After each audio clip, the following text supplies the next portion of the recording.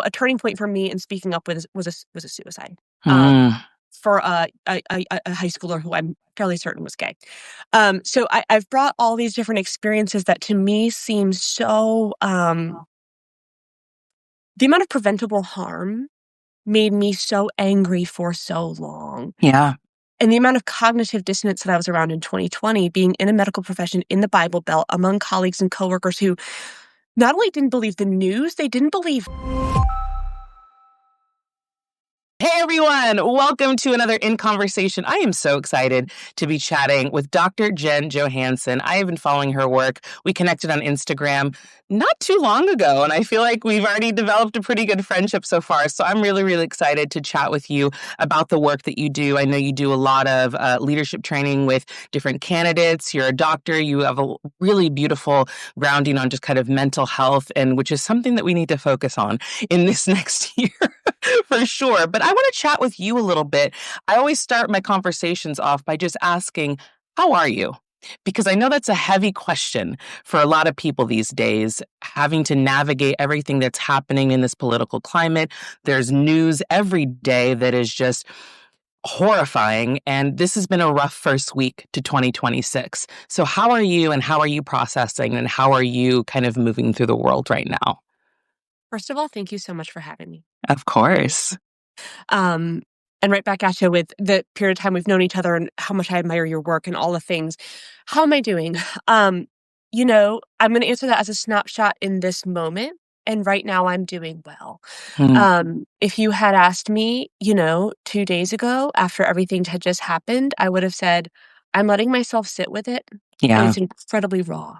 sure. And I'm sure we'll get to some of those processes later, but I've gotten comfortable with feeling the things in small doses that I can handle and letting the things kind of move through me. Mm, And I have a lot of upheaval in my personal life. I'm mid-divorce. I moved a few months ago. I just transitioned careers. But there's big also changes, this like yeah, shedding of old skins thing that's happening for me. And I see the real momentum of this work I'm doing now. yeah. And it makes me I have such a strong vision of where we're headed.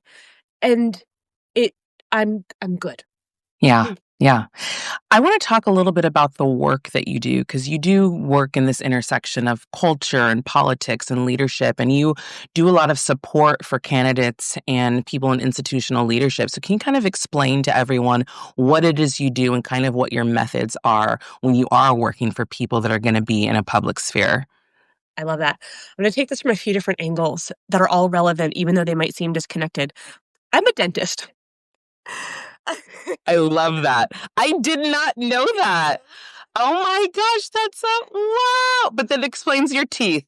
So, My dad's dentist, my sister's a dentist, and my best friend's a dentist, so wow! I'm Oh good now. wow! As of last month, I can say I'm a retired dentist. I had been cutting back and cutting back and cutting back as I built out other things because I truly, found it soul crushing, and I realized that Mm, the school, which was in 2013. So it's been a journey. Um, Also, I'm from upstate New York originally. My high school was affirming, LGBTQ affirming 20 years ago. I just went to my 20th high school reunion, and I have spent the last 11 years in the same city as Liberty University as an mm, outsider with almost no background in what I'm surrounded by. And it was, a turning point for me in speaking up was a suicide. Um, mm. for a high schooler who I'm fairly certain was gay. So I've brought all these different experiences that to me seem so, the amount of preventable harm made me so angry for so long. Yeah. And the amount of cognitive dissonance that I was around in 2020, being in a medical profession in the Bible Belt among colleagues and coworkers who not only didn't believe the news, they didn't believe me. Who they Mm, had known for, 6.5 years at that point, and I developed real relationships with them, and I would try to explain the lived experiences of people in my life, especially the people who were doing it as a medical professional. And then after January 6th, I remember thinking I need to either move, but that's not going to resolve this anger, or I need to stay and learn and find a way through this, through learning about the Bible, learning about the distortions. I was already on my own nervous system journey, healing journey type of thing.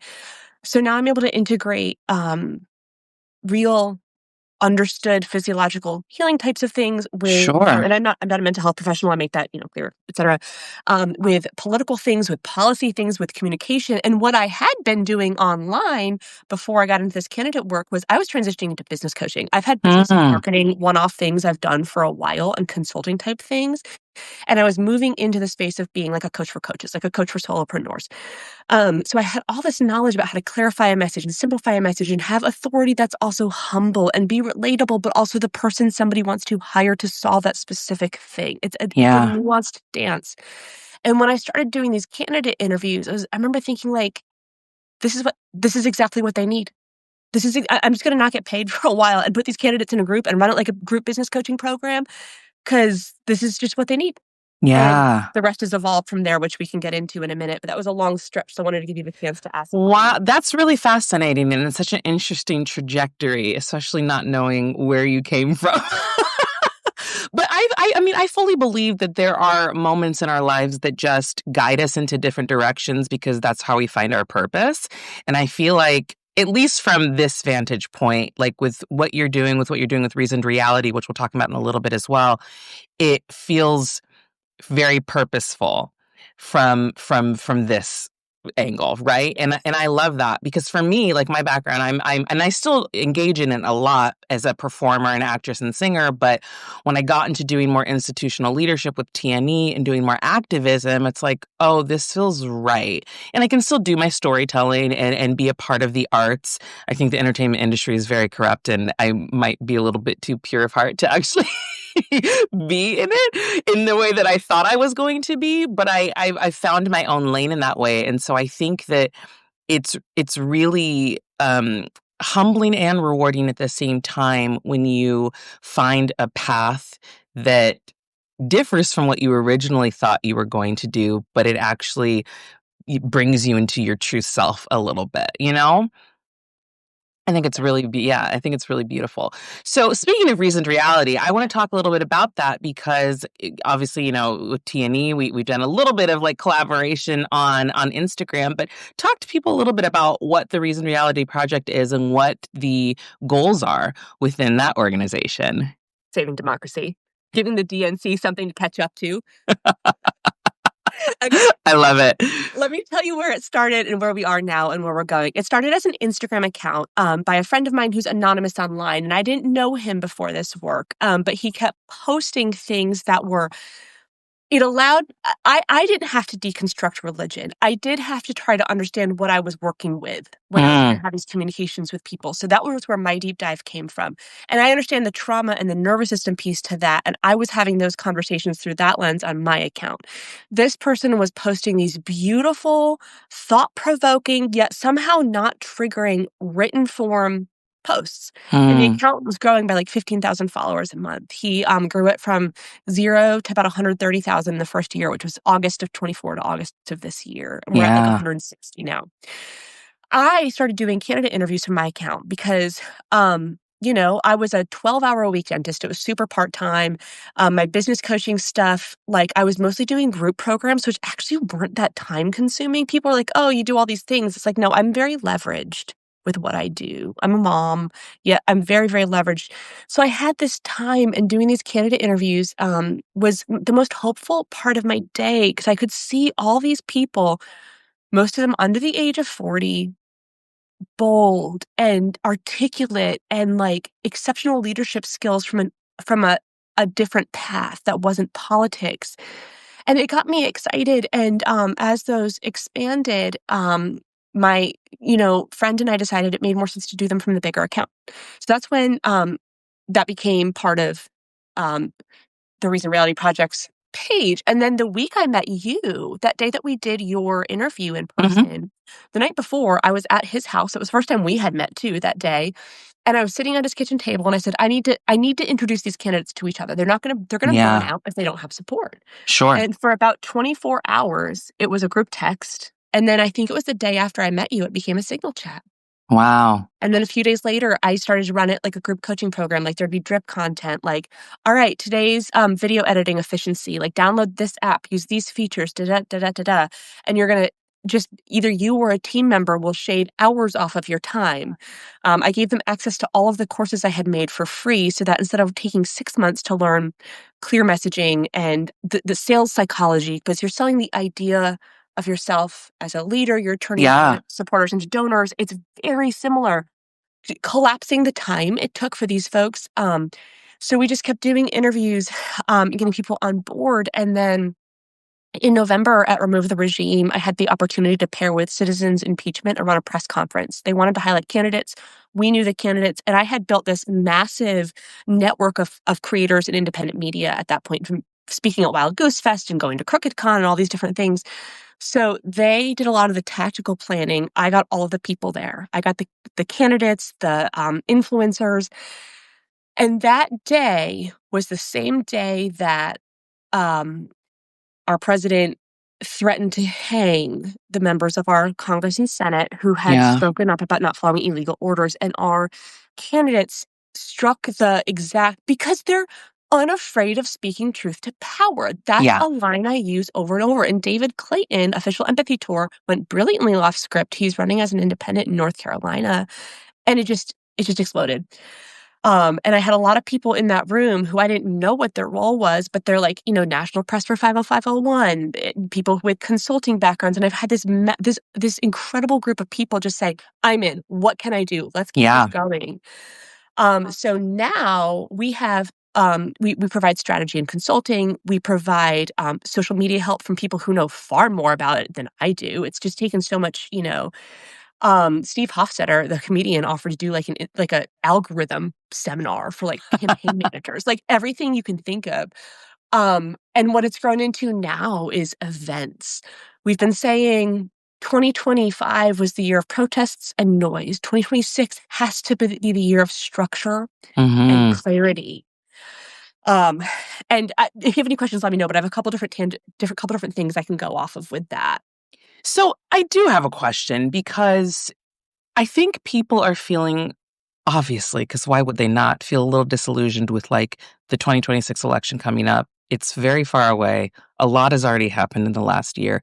It's hard to trust a lot of candidates. It's hard to trust politicians. My question to you is, have you, in the people that you've worked with, have you found kind of a common denominator in where the disconnect is between these candidates being able to reach people and understand their messages? Because one thing I will say about the right is they're very good at effective messaging. And I've always wondered, what is it about Democratic candidates? Because that's who you mostly work with. That is who you work with. Not even mostly, that's who you work with. Yeah. What is it about? Let's make that clear. So, Yeah. what is it about Democratic candidates that their messaging isn't really reaching people in the same way that Republican messaging is? So I'm curious from your vantage point what you've noticed. So I may or may not have written a whole document that is my vision of how to bridge the establishment with what is working, and Yeah, I haven't had the opportunity to use it for anything yet. But I think a lot of the establishment, and to be clear, I don't like to just generalize, blanket every person, all the things, of sure, course. sure. But I think there's a couple different things. Age is one of them. People above the age, like above the millennial group, there's so much fear and scarcity, and like job security is this big thing. Whereas, I'm 39. I feel like our age and younger, like I got out of college when the 2008 recession happened. Like the bubble Right. burst of the illusion of security a long time ago. So I don't think we have this. And I think a lot of us, I believe in myself to creatively figure it out and adapt. And I think a lot of us are like that. So it makes it easier to speak in a way that's like plain spoken, in a way that's Yeah. honest, in a way that's human. And then what's the other thing I was going to say? Fear. So I think a lot of, the establishment, it leads from fear of what if we like a scarcity place, like we need to not like upset people, we need to spend less, we need to conserve more to save the environment. Whereas I think young people are like, let's be the leaders in renewables, let's build affordable housing, let's innovate. Let's make, with this event series we're doing, our goal is to create this thing that has so much clarity and momentum that people can't help but rise to meet us. Yeah, yeah. So it's just a paradigm shift. Amanda Littman's done a lot of incredible work on millennial and Gen Z leadership. Her book's called When We're in Charge. Okay. She's a great resource on that. Her organization has been around a lot longer. It's quite established, and they have thousands of people running at the state and local level. Our organization has become the framework and the structure for federal. Mm. Okay, okay. So I love that you talked about how Amanda is focused on Gen Z and millennial leadership because I feel like those are the generations that people need to be tapping into. And so I'm wondering what main topics, like let's say somebody that's watching here is like, "Oh, I'd want to run one day." What have you felt have been the main things to reach that demographic? I know you talked about building, but is there anything else specific that they're like, "Oh, this is what they care about the most"? Do you mean to reach for people our generation and younger to Younger, yeah. voters? Okay. Yeah, yeah. Um, I think this is such a me answer. What they say is important, how they say it is more important. Yeah, And when yeah. you can show up with vibrance and confidence and humility and hope, Mm, it clicks. yeah, yeah, yeah. Yeah, it's just interesting. I mean, again, humans all process things differently. We all hear things differently. And so being able to find that sweet spot to reach multiple demographics is pretty difficult. I would never run for office. I know many people have asked me to. It's just not, no, girl, don't look at me like that. I mean, I can see it, but I get it. We all relate. I No, no, also no, no, no. You and our No. Chairman had a pretty in-depth conversation about it a few months ago. I'm sure he's on your radar. The thought just But this is my lane. I mean, good for you. That's great. I know. I'm fine. I mean, again, it's so interesting because I do love talking to people. I care about people. Advocacy is such the heart of everything that informs me. My faith informs me. So it would make sense, but I don't, no, no, no. Anyway, shifting gears before you start Wait. trying to, No, seriously, like, knowing what not to do yeah, is part of, for my own sake, how I've, like, learned to not burn out and learned yes, We all have yeah. moments of burnout, but, like, in terms of the overall, knowing what not to lean into is huge. Yeah, it is. It's a really big thing. And going back to you mentioning burnout, I do want to talk about that a little bit because burnout shows up in many different ways, especially in this climate, specifically like with creators, but also just as someone that is consuming content to stay informed.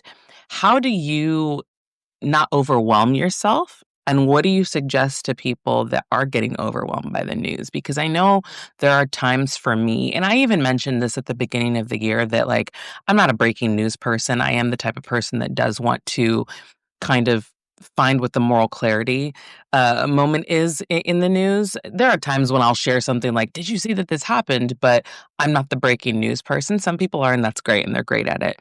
But if I miss something, I'm okay with that. Like, I don't need to post about everything. I don't need to add my voice to everything. But that's from a creator standpoint. I'm thinking more from just your average citizen that is consuming the news. There's something that happens over here, and then 5 things happen over here, and then 1 thing happens up here, and then 6 things happen down here, and you get overwhelmed. How do you know when to tune out, but not get apathetic, right? Because I think that those are different things, but how do you know when to do that? Because I do think it's important for people to kind of take a break, but don't disassociate in a way that makes you complacent or not aware, but we can't show up if we're not in a place to you get what I'm saying. So I'm just curious your thoughts on that. So let me precede the sort of like tools and like sort of what my sort of like personal limits and stuff are that help me in just a second. But I'm going to precede that by saying I wouldn't have been able to do this work several years ago. There's been a few different sort of therapy or healing modalities I've done that have helped me enormously, and one of them was EMDR, which helps like our bodies keep the score, right? I feel like that's a pretty well understood thing at this point. And Sure. like stuff in my outer world, if you will, would trigger stuff in my inner world so quickly before that it would just be exhausting. And that's where most people are all the time because life is hard. Yeah. Um, EMDR cleared so much of my own stuff. I did it in 2023 that, like, I can have far more chaos and input than I could have then and be okay. So, I just shared that to say if you're overwhelmed and the stuff that I'm about to say doesn't click for you, just know that, like, that's normal, and that was me for most of my life. But in terms of the stuff that helps me, a couple things. One is, oh god, I could talk to you about tools for, like, a whole hour, but I'm gonna try to be concise. So much of my own wiring that led to burnout was a belief that my worth was my productivity.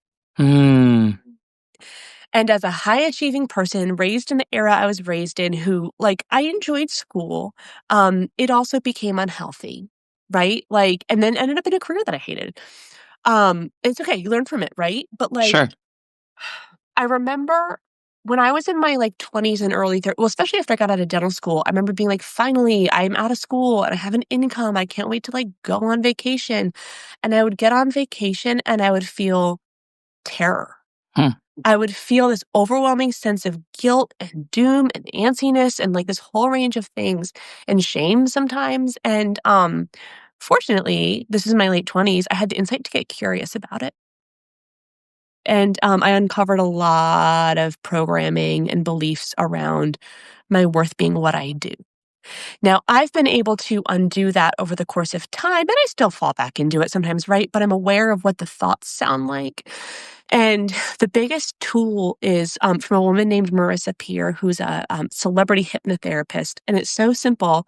It's writing the words, I am enough everywhere. I have it on my bathroom Mm, mirror. It's been the background of my phone for years. And it's almost, I mean, within days of starting this, within days, it's like it turns down the volume of the thoughts you don't wanna have, yeah. and the creativity can flow, and the effortlessness to, like, calm down and relax and do nothing for a little bit is just there. And it's almost like when I was doing business coaching, it had a lot of self-worth stuff woven in because my whole thing was how do you leave a burnout career and start a business that you're passionate about and not have it become a worse version of the thing you were trying to leave? I love that. And that's this. Yeah. But, like, it's possible to establish this, like, place inside yourself that's felt, that's in essence, that's where your worth comes from. Sure. And as that becomes more alive in our imaginations, and there's a whole nervous system side to this with our physiology, we can have so much more chaos happen around us without it throwing us off internally or not throwing us off much. But that being said, I'm a huge fan of taking breaks whenever we need to, guilt free, because when we take a break long enough, we come back with fresh ideas. And there's a whole, and like the belief in ourselves and the belief in a way forward and the tactical, like we come back with solutions. So I'm a big fan of Yeah. slowing down and taking breaks. Yeah. I had to get to that point because as we know, the way that social media works, it rewards constant chaos, right? And pushing out content at all times and also doom scrolling and watching and liking and commenting. And I think we can't keep feeding the beast. Yeah. And we have to remember that we're more important than any algorithm, right? It's hard because we're now in this era of just the digital age. This is where we consume our content. It's where we meet people. I mean, it's the it's what's kind of driving everything at this point. So it is hard to just turn it off, but it's so important to do that on occasion. And I know there are times when I've done it and I've definitely had FOMO and I'm like, "Oh, should I have said something? Oh, should I?" And then I'm like, "Nope, I don't need to add my voice to this. Nope, I don't need to." I don't know how my husband does it. He's just not really on social media at all. And I'm like, "God bless you. Like, how do you do this?" And he's just like, "I just don't care." He just doesn't care. He's not one of those people, and I'm like, "Oh, I wish I was built like that." Okay, well, parting words that I would love for you to give if you're able to say this, because I know you're working with a lot of people. Are there any candidates coming up that you feel like people should really be paying attention to? If you can't say, that's Yes. totally fine, but if there Let are, me go for it. jump to that in a second. There's a nervous system thing that I want to leave your audience with because it's Yes, topical and please. practical and it relates to all this stuff. And I was just thinking about it. And it is related to imposter syndrome, which is Uh, also so everybody, right? Absolutely, yeah. The best way to identify when we're in like, I probably had a decade of my life that I didn't come into a true rest and digest, safe and social state because I was on the go, and when I slowed down, I felt guilty. So we have this, like, um, this brake that pulls on when we're trying to actually relax and we're high achievers and all these things that doesn't let us come into that restorative state. So when our body's truly in a rest digest state, we feel naturally pretty confident in a good way. And there's like more modulation in our voice. And I can pick up on when somebody else is in that. Zohar Mandami does that as a leader effortlessly. And that is to me the secret sauce. And that is what I'm teaching some of these other leaders to recognize in other Mm, people and in themselves. But when we're in that state, our thoughts are naturally like, I've got this. Okay, there's stuff, but I can see the way forward and we can take action toward it.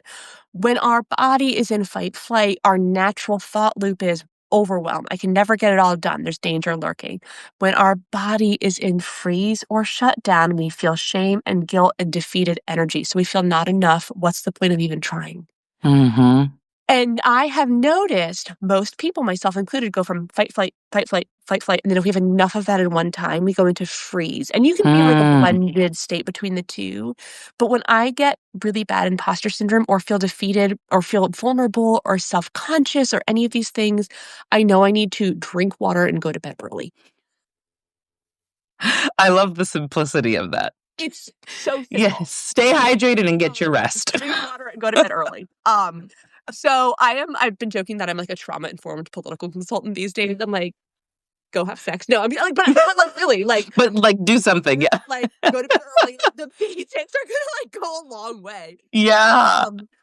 But anyway, people to watch for, yes. Russ Cleveland, Montana.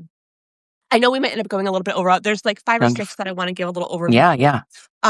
He's 40. He has 7 children. His oldest daughter passed from leukemia a few years ago. Mm. His youngest daughter almost lost her life to a rare illness earlier this year. They were able to get it treated because of the kind of health insurance they have, but it would not have been covered by most health insurances. And he decided to run because of pediatric cancer research being cut. Wow. And he's a leader. He was a successful entrepreneur who had sold businesses before this. He's a veteran. And just an incredible human. The trouble is with these like grassroots campaigns to me just means you're not accepting corporate or foreign interest money that's going to sway how you vote. Like if a pride organization gives you money and you're already, of course, supporting human rights, that's different. If a corporate thing gives you money or a foreign interest thing gives you, the through line of our candidates is they don't take dark money. They don't take money that's going to influence them away from being people first. And that's it. That's it. So Russ is great. The tricky thing with that is it's almost impossible to fund a campaign that actually goes anywhere because you can't pay for TV ads and all these things. So we've gotten creative. Another one is Hunter Miranda. He's running in California's 47th district against an incumbent named Dave Min, who got a DUI while he was in office and is pro-Israel and all these things that like, it seems like there's a lot of apathy from what I can tell. And Hunter is articulate. He's 28 years old. He's an attorney. He geeks out on policy and he can communicate it to the everyday person. And he's just a delight. I got to meet him in person when I went to that Eric Swalwell event in Fresno. Oh, nice. Last month. Yeah. And we time together. And we're doing a big event in Irvine March 7th. That's the next Common Ground event. I didn't even get to talk about that today, but that's a story for another day. So we started to have these events with influencers and celebrities to amplify and fundraise for our candidates. And we also have an e-commerce model with aligned brands where we like crowdsource. There's like a published amount of money from these various brands that goes towards our candidates' funds. So we have the infrastructure of strategy, amplification, and money. Nice. Yeah. Okay, so Hunter, Russ, Maria Elena Kinter. She's in Florida. She's 27. She's a veteran. She was I'm not going to say this correctly. She did something with supervising nuclear reactors, I think. She's just bold and fierce, but also human and just wonderful. I got to meet her at Remove the Regime. She spoke a few times at that. Bree Woodson, her handle on social media is The Controversial Blonde. I don't know if you follow her. I don't think so, but I'll look her up. That sounds familiar. I don't know if I follow her though. Yeah. She's running for Georgia's 12th district. She is very open about her past with addiction, which she overcame. And she's now a substance abuse therapist, and she's in her early 30s. And she's also incredibly vocally talented. And we ended up in a karaoke room after Remove the Regime with Monty Mader. And Monty Mader and Brie, like, oh God, Malynda, if you were in that room, it would have been just like, but Monty Mader and Brie, we had a Lady Gaga song on, and all of us were like, it was me, it was Jolly Good Ginger, it was Queen with the Crooked Crown, it was Oh, what the a Second group. Rise of Resist movement, and some of our candidates. And like that moment, I remember being like, this is it. This is how we're gonna save democracy. I love it. I love it. Like making them known and with people and with influencers or people already know and like and respect. It's instant trust with these candidates. Yeah. And then the last one I'll talk about, oh God, I could talk about my candidates all day. The last one I'll mention is Harry Jaron, who's running in Maryland's 5th district against the incumbent announced his retirement this week, and he is my most recent interview. So if anyone goes to my page, which is just my name, it's at Jen Johannsen. He's the most recent candidate interview I did, but he was already one of our like top candidates who we thought had a lot of viability, and now his incumbent has dropped out. So to us, this isn't just about flipping the House and the Senate. It's about Right. electing a wave of leaders with a type of energy that's contagious. Sure, sure. I love that. I love that. Well, thank you so much. I love chatting with you. This was great. Make sure you follow Dr. Jen Johannsen and also follow Reasoned Reality Project on Instagram. They're doing some great work. Always, always grateful to chat with you. Thanks for joining me. You too, friend. Talk soon. All right. Take care. Bye.